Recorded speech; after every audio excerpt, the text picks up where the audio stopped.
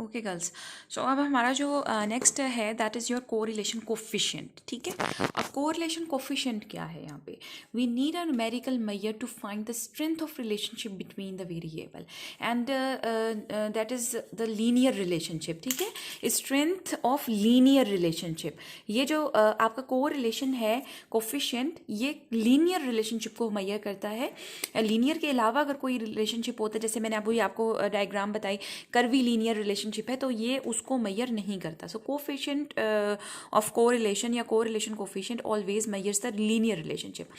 अब ये जो लीनियर रिलेशनशिप है, इसको मेजर करने के लिए हमें किसी न्यूमेरिकल मेजर की ज़रूरत है. ठीक है, so we need a numerical measure to find the strength of linear relationship between the variable, and that numerical measure is called the coefficient of correlation. और उस न्यूमेरिकल मेजर को हम कोफिशिएंट ऑफ कोरिलेशन कहते हैं. So what is coefficient of correlation? Coefficient of correlation is a numerical measure to find the strength of linear relationship between the variable.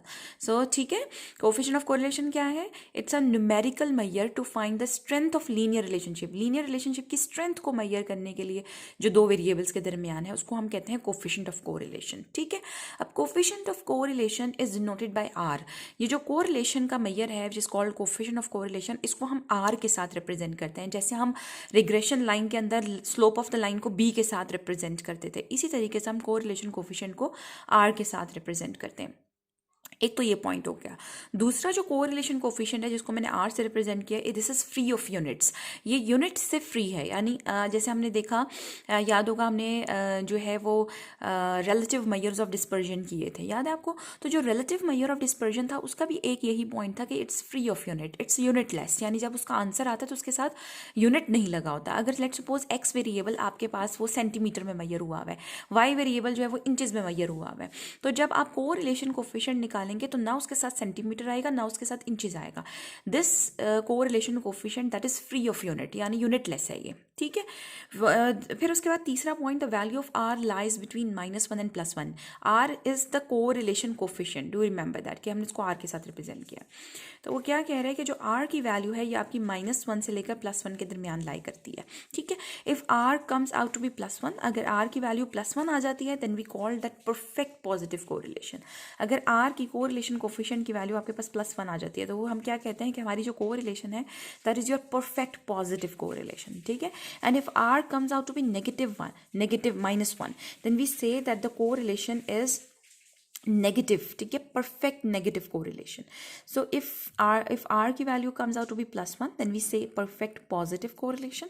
और अगर R की value -1 आएगी तो हम कहेंगे परफेक्ट नेगेटिव कोरिलेशन. और अगर आर की value comes out to be 0, then we say that there is no correlation between the two variables. And we say कि अगर दोनों वेरिएबल्स के दरमियान कर्वी लीनियर रिलेशनशिप भी होगा तो आर की वैल्यू आपको 0 ही शो करेगी. ठीक है, सो आर की वैल्यू 0 का मतलब आपका ये नहीं है कि रिलेशनशिप नहीं है. There is relationship but maybe this is not the linear one, this is your curvy linear one, क्योंकि कोरिलेशन कोफिशिएंट सिर्फ लीनियर रिलेशनशिप को मेजर करता है. ठीक है, सो आर की वैल्यू 0 के मतलब है कि नो लीनियर कोरिलेशन. आप यहाँ पे नो कोरिलेशन ना लिखें बल्कि आप लिखें no linear correlation. Do remember that कि लीनियर रिलेशनशिप नहीं है, maybe some other curvy linear relationship that can exist. फिर उसके बाद वो क्या कह रहे हैं कि आर इज क्लोज टू +1. अगर आर की वैल्यू 1+1 के करीब आ जाती है, जैसे लेट सपोज आर ही है 0.98, 0.90, तो +1 के करीब है, तो हम कहेंगे स्ट्रॉन्ग पॉजिटिव कोरिलेशन. हम परफेक्ट नहीं कह सकते. अगर आर की वैल्यू +1 एग्जैक्टली आ रही है तो हम कहेंगे परफेक्ट पॉजिटिव. लेकिन अगर आर की वैल्यू +1 के करीब आ रही है, जैसे 0.9 है, 0.8 समथिंग आ रही है या 0.9 समथिंग आ रही है, तो हम कहेंगे स्ट्रॉन्ग पॉजिटिव कोरिलेशन. इसी तरीके से अगर आर की वैल्यू -1 के करीब आ रही है, जैसे 0.9 समथिंग या -0.8 समथिंग, तो हम कहेंगे स्ट्रॉन्ग नेगेटिव कोरिलेशन. ठीक है, अब ये आपके पास कोरिलेशन कोफिशिएंट के फॉर्मूलाज हैं and it's very easy because आप बी का फार्मूला जो स्लोप ऑफ द लाइन का कर चुके हैं ये उसी से कुछ मिलता जुलता है. आर का जो formula that is n summation X Y minus summation X summation Y, देखिए वही न्यूमरेटर है जो आपका बी का था, divided by √n summation X square minus summation X का whole square. This is the term जो कि आप बी वाई ऑन एक्स के अंदर डिनोमिनेटर में यूज़ करते हैं. दिस इज द टर्म जो कि आप एक्स ऑन वाई में डिनोमिनेटर में यूज़ करते हैं. अब यहाँ पे कोरिलेशन के अंदर दोनों वैल्यूज़ जो है वो डिनोमिनेटर की आ रही हैं और वो स्क्वायर रूट के अंदर आ रही हैं. ठीक है, सो अगर आपको बी का फॉर्मूला याद नहीं है, मैं यहाँ पे आपको लिख दूँ. बी का फॉर्मूला है n summation X Y minus summation X summation Y. ठीक है, divided by n summation X square minus summation X का होल स्क्वायर। ये आपका b का फार्मूला था, ठीक है। और जो d का फार्मूला था वो क्या था, n summation X Y minus summation X summation Y divided by n summation Y square minus summation Y का होल स्क्वायर। तो अब देखें ये आपका b का था और ये आपका d का था। r में डिनोमिनेटर वही है जो b और d का है, डिवाइडेड बाय स्क्वायर रूट आ गया अब यहाँ पे, और स्क्वायर रूट के अंदर ये टर्म भी आ रही है ब्रैकेट में और ये टर्म। आप याद रखेंगे कि दोनों टर्म आपस में ना ऐड हो रही है ना सब्ट्रैक्ट हो रही है।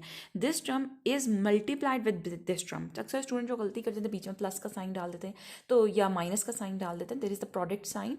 आपने पहले ये सिंप्लीफाई करना है, फिर आपने ये सिंप्लीफाई करना है, ठीक है, और फिर इन दोनों को आपने प्रोडक्ट लेना है, और न्यूमरेटर जो है वो दोनों का आपका सेम है। So do remember this formulas में कन्फ्यूजन नहीं करनी। अनदर फार्मूला जो इस तरीके से बी के फाइंड आउट करने के डिफरेंट फार्मूलाज थे, इसी तरीके से आर को फाइंड करने के भी डिफरेंट फार्मूलाज हैं। अनदर फार्मूला जो आपका है that is R is equal to summation X minus X bar into Y minus Y bar divided by under root summation X minus X bar का square which is sum of the square of the deviation from the mean X की और sum of the square of the deviation from mean Y की, ठीक है। सो ये भी आपके लिए कोई नया फार्मूला नहीं है, आप बी के लिए इसका फार्मूला ऑलरेडी कर चुके हैं। और जो बी का फार्मूला था अगर आपको याद हो वो था summation X minus X bar into Y minus Y बार। न्यूमरेटर आपका वही है, और जब आप बी निकालते थे तो नीचे summation X minus X bar का स्क्वायर आता था, और जब आप डी निकालते थे तो न्यूमरेटर आपका यही रहता था, नीचे समीशन वाई माइनस वाई बार का स्क्वायर आता।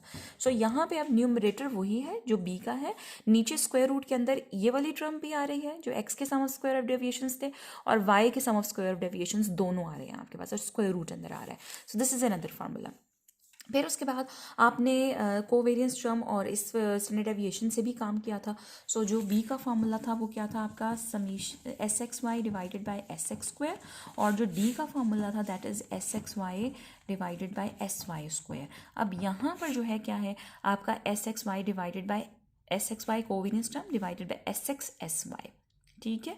तो आप इस तरह से समझ लें कि ये भी आपका स्क्वायर रूट के अंदर ही था, ठीक है, लेकिन स्क्वायर रूट जो उनके कैंसिल आउट हो गया स्क्वायर से, इसलिए हमने यहाँ पे जैसे हमने यहाँ पे किया है ना कि स्क्वायर रूट के अंदर आ रहा है आपकी वो टर्म्स, ठीक है। तो यहाँ पे भी यही है, लेकिन अब यहाँ पे स्क्वायर रूट से निकल चुका है, तो S X Y divided by S X और एस वाई स्क्वायर नहीं आएगा यहाँ पे, S X Y divide by S X square S Y square नहीं आएगा, S X Y divide by S X Y की डेफिनेशन भी मैं आपको लास्ट को रिग्रेशन के चैप्टर में करवा चुकी हूँ, और S X is the standard deviation of X and S Y is the standard deviation of Y. So ये आपके डिफरेंट फार्मूलाज हैं जिनके साथ आप काम कर सकते हैं। एग्जाम्पल हम देखते हैं यहाँ पे, देखिए ये आपकी नेक्स्ट एग्जाम्पल है this one 7.1 you can do that. आपका वो कह रहा है find the coefficient of linear correlation. देखिए लीनियर कोरिलेशन हम मेजर कर रहे हैं between the following values of X and Y. अच्छा अब यहाँ पे कोई वाली वो कंडीशन नहीं है कि एक्स ऑन वाई या Y on X on Y के लिए आर की कोई और फार्मूला होगा या वाई ऑन एक्स के लिए, यहाँ कुछ भी नहीं है, बिकॉज हमने शुरू में अभी बताया कि एक्स और Y both are treated at a random variable. यहाँ कोई इंडिपेंडेंट नहीं है, कोई डिपेंडेंट नहीं है, बोथ आर रैंडम। सो एक ही फार्मूला है, यहाँ कोई एक्स ऑन वाई और वाई ऑन एक्स वाली चक्कर नहीं है। आपको एक्स की वैल्यूज दी हुई है वाई, तो सबसे पहले वो ये वाला फार्मूला जो है वो अप्लाई कर रहा है जो डेविएशंस वाला है आपका मीन के साथ। तो हमने क्या किया, हमने यहाँ से एक्स बार समीशन एक्स ओवर एन करके एक्स बार, वाई ओवर एन का समीशन वाई ओवर एन करके वाई बार निकाल लिया।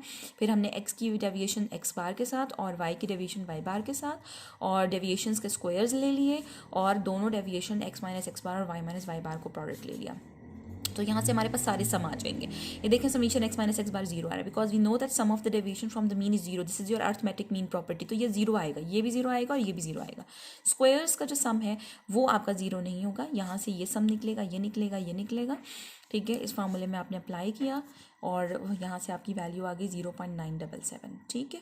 सो आप ऑल्टरनेटिव फार्मूला अगर ये वाला लगाएंगे तब भी आपके पास यही आंसर आएगा, ठीक है। अगर आप ये वाला फार्मूला लगाएंगे तब भी यही आंसर आएगा। So try to solve it. आप ये वाली नेक्स्ट एग्जाम्पल भी सॉल्व करने की कोशिश करें, इसमें भी उसने ही फार्मूला यूज़ किया alternative one. So do it और इसकी थोड़ी सी प्रैक्टिस करें, फिर इंशाल्लाह कल मैं आपको नेक्स्ट टॉपिक जो है वो करवाऊंगी।